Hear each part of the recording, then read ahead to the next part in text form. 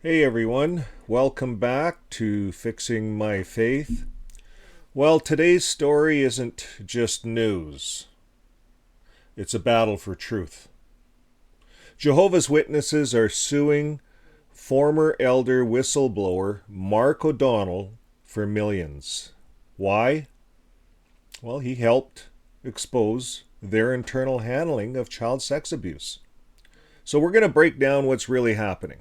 I'm going to show you the actual court documents they fought and they being JW org, they fought these to be sealed, to stay out of public view.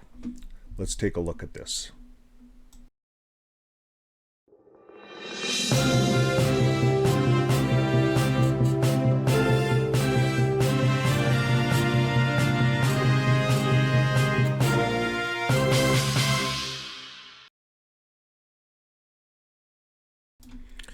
Okay, so when we look at the whole case, a lot of us are familiar with this. We ran a video on it. It's been in the ExJW community news for a little while. So we're going to kind of brush over this. Now today, Mark O'Donnell himself made a statement, a public announcement about this case. It's on Twitter, it's on Reddit, and it's on his home site. We're going to take a look at that public announcement in just a bit. But before we go there, let's just kind of summarize it and talk about what's happening here. Well, Mark O'Donnell, he's been a key figure in revealing how Watchtower has handled or covered up allegations of child sex abuse. And he's worked with the Washington Post, the Vice, Reveal News, always protecting his sources. And his reporting helped trigger government investigations, policy changes, and survivor support systems. But now, the very organization he exposed is trying to destroy him financially. So we're going to take a look at a couple of papers here. The lawsuits, they were filed by the Burholm Congregation of Jehovah's Witnesses in Pennsylvania. And it alleges that Mark violated federal wiretapping laws, listening in on a Zoom meeting. But here's what they're not saying. Mark didn't hack or force his way into anything. A source gave him access. He attended the meeting like any other investigative journalist would do.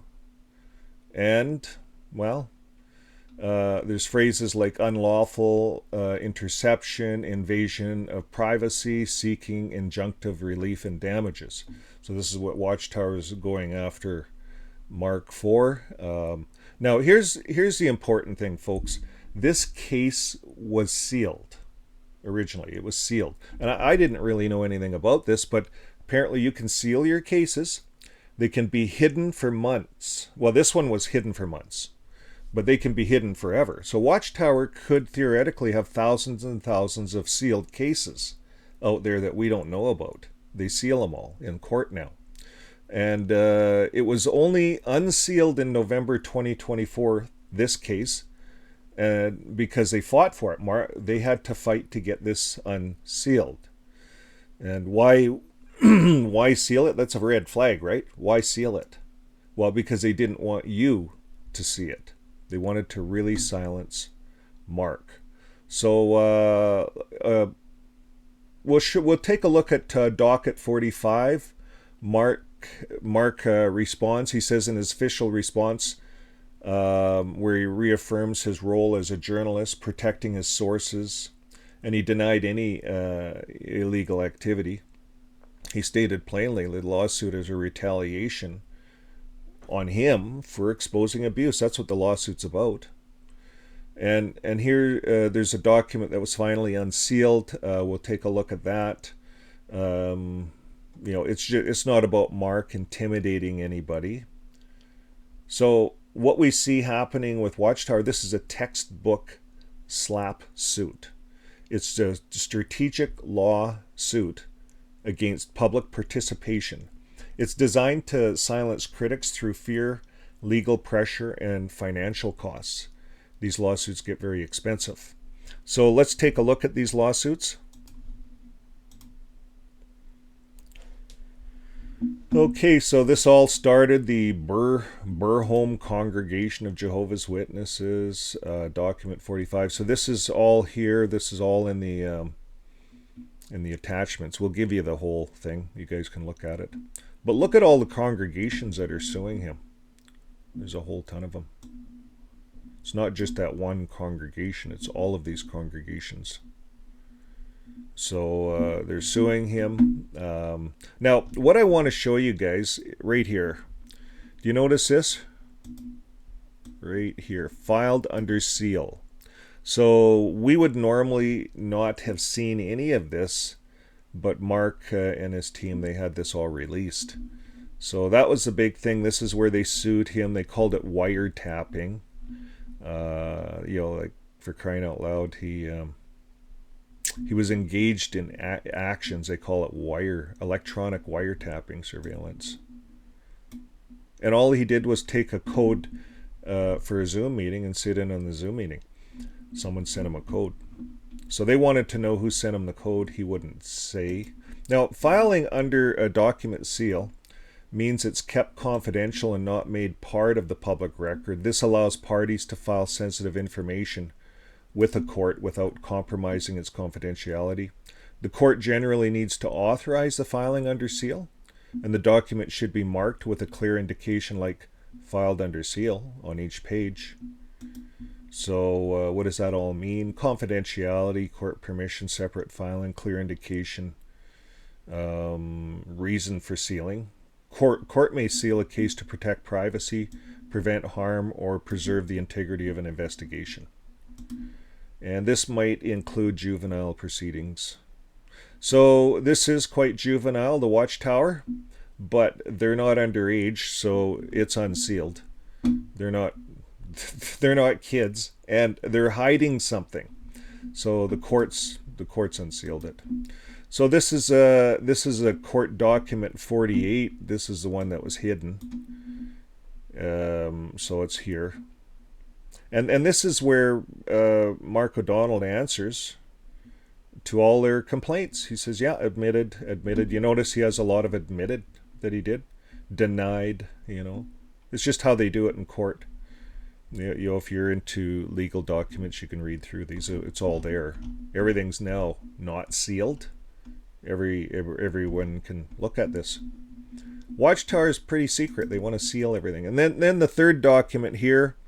This is the most recent one, I think. But joint status report. So this is the third document that they have in the loop that you can take a look at. And let's carry on. They call this the Streisand effect. I have that up here. I'm going to look at that. The Streisand effect refers to a phenomenon where attempts to censor or suppress information actually cause the information to gain a greater public attention and become more widely known. This happens because the act of trying to hide something often triggers curiosity and the increased desire to acquire and spread the information. So the effect is named after the singer Barbra Streisand, who attempted to suppress photographs of her house, which ultimately resulted in her photos receiving more attention. And so in 2003, she sued the website for publishing a photograph of her house, but the legal action backfired, leading to more people visiting the site and viewing the photo. So they call it the Streisand effect.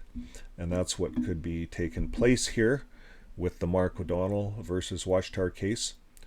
We're going to take a look at the press release. This was just released today, folks, May 11th, 2025. It's released from what I see on 3 or 4 platforms. Now, the following is a public statement of Mark O'Donnell, the editor of this website, jwchildabuse.org. And if you haven't seen this website, well, this is the one that'll be pinned in this video. And it's a really good website. This is his website. He documents everything there. Mark O'Donnell does a lot of work for the ExJW community. Now, on Sunday morning, February 11th, he says, 2024, I was served with a civil lawsuit by 11 congregations of Jehovah's Witnesses in Pennsylvania, suing me for several $1 million in relation to my reporting on the criminal statewide investigation of child sex abuse within the Jehovah's Witness Church. I'm scheduled to go to trial in October of this year in Philadelphia. The Jehovah's Witnesses filed this case in federal court in the Eastern District of Pennsylvania. The JWs filed the case under seal, meaning the public had no access to this case. My attorneys and I were able to get the case unsealed on November 25th, 2024, and the case is now available to the public on Court Listener and Pacer. The Jehovah's Witnesses allege that in the course of my work as a reporter, I invaded their privacy and violated wiretap laws. My response to their complaint addresses these claims. In the litigation, the JWs have demanded that I name every Jehovah's Witness I've communicated with in the last 5 years regarding the faith of Jehovah's Witnesses. Well, obviously, that would reveal my journalistic sources, and I will not do so. As a reporter protecting my sources, sorry if my picture's covering some of this up here, as a Jehovah's Witness, where am I here now? No access. On November 25th, the case is now available. So the Jehovah's Witnesses allege that as his work as a reporter, that he invaded their privacy.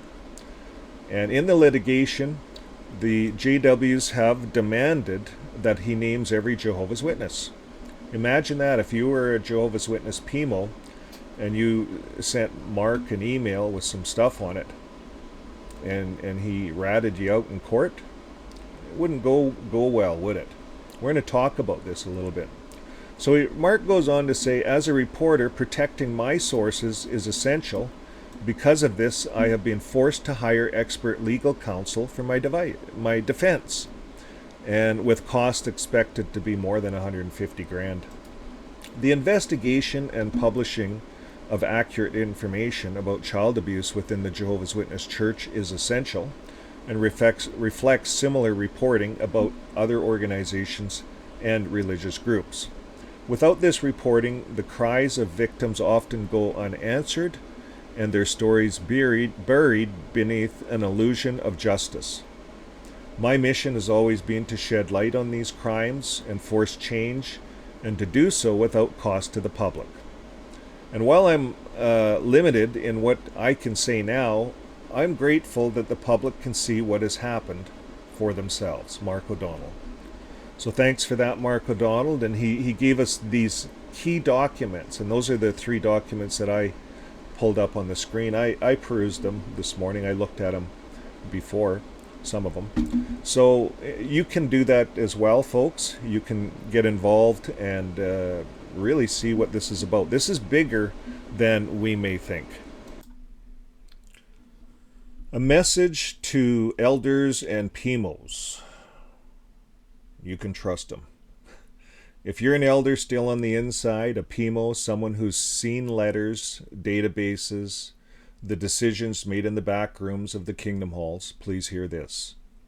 You can trust Mark O'Donnell. He's not some outsider trying to ruin lives. He's protecting your voice. He's carried the burden so others wouldn't have to, and now Watchtower wants to destroy him. Not because he's lied, but because he told the truth. If you've seen wrongdoing, if you've been pressured into silence, you're not alone. And if you've been part of a settlement, if you were paid out by Watchtower to keep quiet, now is the time to help. Mark has taken the hit for all of us. Let us have his back. So here's a question a lot of people have. I know I've had this. What's going to happen next? What could happen next? Well, let's take a look at this, how this could play out in the court scenario, the scenario and risk for Watchtower. Well, scenario 1, the case can get dismissed early, most likely. Why? Well, the court could find that Mark's actions don't meet the threshold for a federal wiretap violation. You know, He just got a link sent to him. You know, if Watchtower was doing their due diligence, and this is such an important meeting, wouldn't you say, okay, who's all present? They have all the links in front of them. Wouldn't they identify everyone that's online? Wouldn't the chairman be responsible for that? You know, there's no encryption, no nothing. Everyone has links to their stuff. They get passed around. So the court could just chuck this out. Key defense, he didn't hack or secretly record. He entered a Zoom call with a working link given by a participant. That's not interception under the U.S. law. And the result, the case is thrown out. Mark walks free. Watchtower gets bad press for attempting to intimidate. You know, the Streisand scenario. And the backfire potential is high. Watchtower looks like it tried to weaponize the courts to silence a journalist. That's what this looks like. And the talking points here, the judge could throw this out as a misuse of the legal system, and this is a way to scare off future whistleblowers. You know, there's the talking point of the courtroom. Okay, number 2, the case moves forward, but Mark wins at trial. Why? The jury finds no invasion of privacy occurred, recognizes Mark's First Amendment rights as a journalist. The result, the Watchtower loses and is potentially ordered to pay Mark's legal fees. Backfire potential, very high. Legal precedent is set that strengthens protections for journalists reporting on religious abuse. Remember, folks, you're sitting in there in a jury, and these are Watchtower, big religious corporations covering up child abuse, not wanting to look after victims. The juries don't like this. So if it goes to trial, a jury could see through the Watchtower's tactics and set a powerful example that truth tellers can't be bullied. Now, scenario 3, the Watchtower wins the case. Why? Well, this is unlikely. But if a court agrees that Mark's participation was unlawful, example, if the jury accepts Watchtower's argument that the meeting was confidential and access was unauthorized, Watchtower could win. The result, Mark could be liable for damages or forced to remove material, but they'd still have to prove harm. So the backfire potential? Medium. Even if Watchtower wins legally, the PR damage is immense. You know, that's what they don't like, is the PR, right? Suing a child abuse investigator? You know, that doesn't look good on the headlines. So the talking points on this, even if they win the battle, they lose the war, because now the whole world is watching. And how could this backfire in Watchtower even if they win? Well, the discovery process could reveal more than they intended. If the case proceeds, Mark's legal team could subpoena internal Watchtower communications, training manuals, or meeting records, opening the door to even more exposure. And the discovery cuts both ways. If Watchtower wants to drag this into court, they might have to explain what exactly they were trying to hide on that Zoom call. This could backfire. Number 2, public support for the whistleblower grows. The more the public learns that Watchtower sued someone for reporting abuse, the more sympathy Mark and other insiders will get. More PMOs, more former elders might come forward, and now that they see who Watchtower is targeting and why. This is the Streisand effect. It's real. And the more they try to silence this, the more people will pay attention. And number 3, precedent for press freedom. If Mark wins, it could legally reinforce that religious institutions can't use privacy laws to hide wrongdoing, especially when they involve public interest issues like child safety. This could be a landmark case, not just for ExJWs, but for every journalist covering abuse cases in religious groups. Well, thanks for watching, folks. All the links are below, including the full court documents. And if you're in a position to help, please do. And if not, share this video, get the word out. This story deserves to be seen. And remember, whistleblowers are not our enemy. Silence is. Watchtower's silence. That's the enemy. Well, folks, just keep living your life with love, and we'll see you on the next video. Bye for now.